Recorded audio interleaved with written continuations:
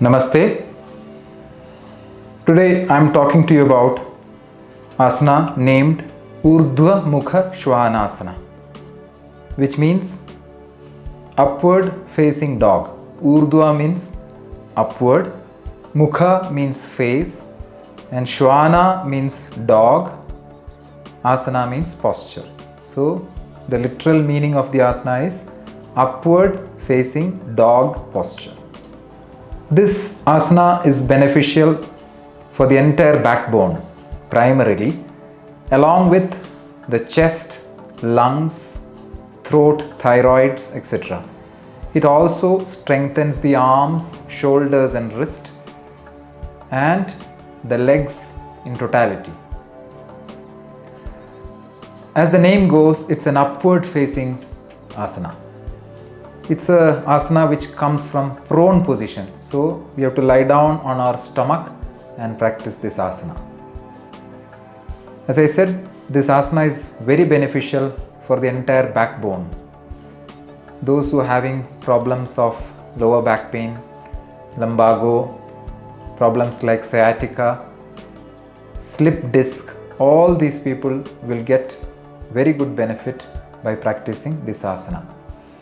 This asana, it opens up the lungs and the rib cage, thereby improving our breathing capacity. It also stretches the thyroid glands and the throat region, thereby improving our hormonal balance.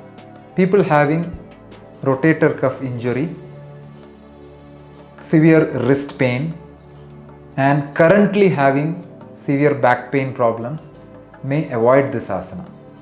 But once the back pain is less and you don't have much pain at the back, you can slowly start practicing this asana, whereby it will improve the flexibility and strength of our backbone. Urdhva Mukha Shvanasana comes in between Surya Namaskara. So when we lie down in Ashtanga Namaskara, after that we lift our chest towards the sky. So that asana is called Urdhva Mukha Shvanasana. Some people practice Bhujangasana instead of Urdhva Mukha Shvanasana, but in actual Surya Namaskara, the upward facing dog is the correct prescription and not Bhujangasana. So when we do upward facing dog or Urdhva Mukha Shvanasana during Surya Namaskara, we have to keep in mind all the techniques that we are going to talk about today. If this asana is not done correctly in the correct technique, we may develop problems of the back pain. So it is very, very important that we practice Urdhva Mukha Shvanasana in the correct technique. Because if we do Urdhva Mukha Shvanasana in the wrong method, in all the rounds of Surya Namaskara, this wrong practice is continued. And when we practice this daily in the wrong technique, it can create problems of back pain. So if you're not sure that you're not doing this asana properly, it is better to do Bhujangasana, the gentle cobra pose, instead of upward facing dog. The benefits of upward facing dog are far more superior to normal Bhujangasana. So it is always better to practice upward facing dog or Urdhva Mukha Shvanasana instead of Bhujangasana or the cobra pose, unless you are not clear about the techniques of Urdhva Mukha Shvanasana. Now we will explain how to perform this asana. While exhaling, I bring both the hands down and place them below the chest level in such a way that the elbows are almost above the wrist. And also I ensure that the elbows are close to the body. They are not spreading sideways. So now I inhale and come up.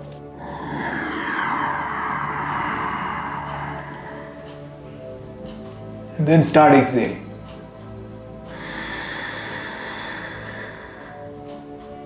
While inhaling, push a little more and pull.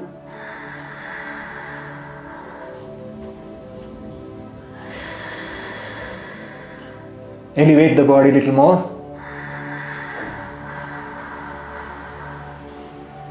Then while exhaling, roll back. So this is the counter pose, Adho Mukha Svanasana. Take few breaths here.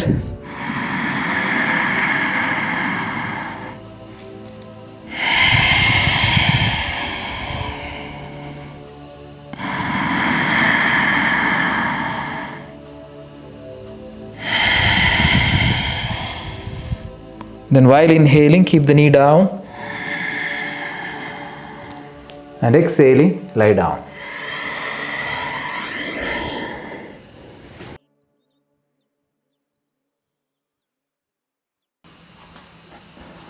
Now I'll come to the important points of this asana. The most important point to be noted while practicing this asana is the location of the hands. The hands must be kept towards the lower part of the chest and not below the shoulder or on the upper part of the chest. It has to be placed downward and ensuring that the elbow comes above the wrist. If the hands are kept below the shoulder or on the upper side of the chest, when you lift up, there will be undue pressure felt on the backbone. Now I'm feeling too much of force on the backbone. It will damage the backbone and make injuries there. Therefore, never keep the hand in front. Keep the hand towards the lower part of the chest, somewhere near the abdomen, so that when you lift up, the entire weight is taken by the upper body and there is very less force coming on the lower back. It's only a stretch. So ensure that the placement of hand is appropriate. If you don't do that, definitely you will get back pain problems while practicing this asana. This is a very, very important point. Another point is regarding the placement of the fingers. Ensure that your fingers are wide open. This is required to protect the wrist. So if you keep your fingers closed like this, you will get excess load on the wrist and your wrist may get damaged. So therefore, keep the fingers widespread. So maximum area is covered by your palm. Keep the knees in the air and the kneecaps tight. Do not rest the knee down. The effect of the asana will be lost if the knees are kept down. Therefore, try to keep the legs straight and the knees tight and in the air. The toes are kept in sleeping position and not in standing position. So keep them towards the back, fully sleeping, kept tight and straight. As the name goes, the face is lifted to the sky and drishti is on the eyebrow. The teeth are kept together so that the thyroid glands are stretched like this. They are not kept away from each other like this. The tongue is kept on the lower palate of the mouth like this, with a closed mouth. They are not pressed on the upper palate. The shoulders are kept low and the body is pushed up. Not the other way around like this. So shoulders will not come close to the ears. The shoulders are kept low and the body is elevated. So that is called depression of the shoulder and elevation of the body. So I'll recap the important points of this asana. The first point is placement of the hand. It should be kept towards the lower part of the chest and not below the shoulder, keeping the elbows close to the body. The second point is the fingers of the palm should be widespread. They should not be kept close to each other. Third important point is the toes are sleeping toes. They are not kept in standing position and the toes are pointing towards the back side. Another important point is the position of your shoulder. The shoulder should be depressed and the body should be elevated, not the other way around, like shoulders coming up and the body down. And the entire body is pulled forward. The chest comes in front of the arms, pulled up. Like that.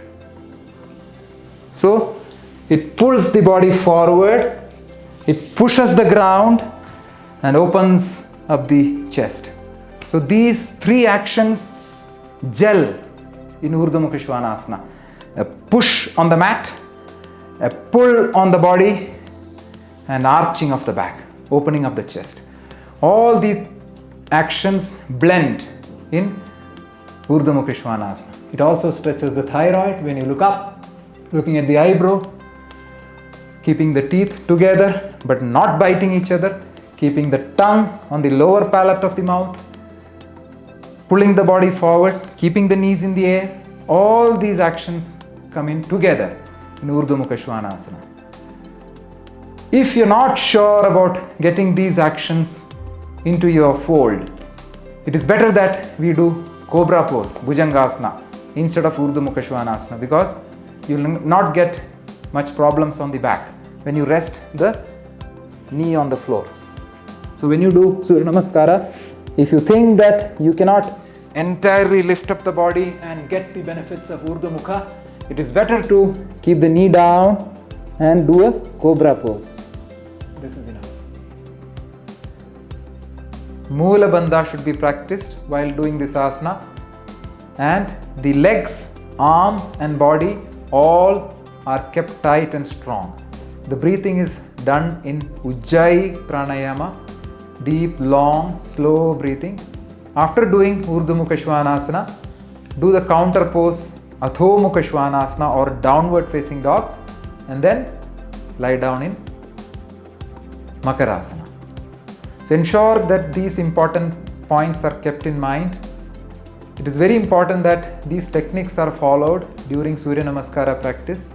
If we skip these important points, it is highly possible that we start developing back pain problems, because these wrong techniques practiced every day when we do 12 rounds of Surya Namaskara, and every round when these mistakes keep on coming, there is a risk of problems coming on your back.